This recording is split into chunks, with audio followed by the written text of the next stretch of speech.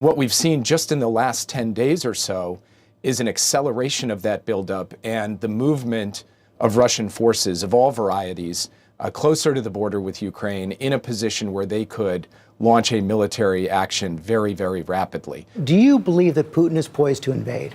Well, I think we have to be prepared for it. And that is what the president is. Yes, I do believe that he is prepared for an invasion. Are you convinced that Putin's going to go in? No, I'm not, but I'm convinced that we could do more in Congress and should.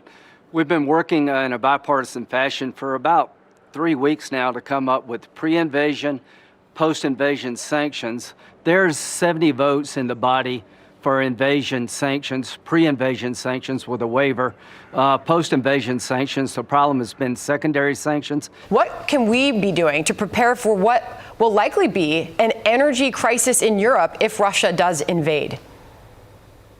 We must resume using America's resources, ramping them up in order to provide or replace that which Russia would provide. There are some nuances I would have done different than the Biden administration, but I think now is the time to stand unified. And what I'd say is they have done a good job, particularly in bringing out intel early to try to defang any Russian narrative that could come with Ukraine. We have to shut down Nord Stream 2 regardless of what happens in Ukraine. We also are watching very carefully for the possibility that there is a pretext or a false flag operation to kick off the Russian action in which Russian intelligence services conduct some kind of attack on Russian proxy forces in eastern Ukraine or on Russian citizens and then blame it on the Ukrainians. I'm not going to handicap what will happen. I cannot sit here today and predict. What I can do is make sure we are prepared, and we are prepared.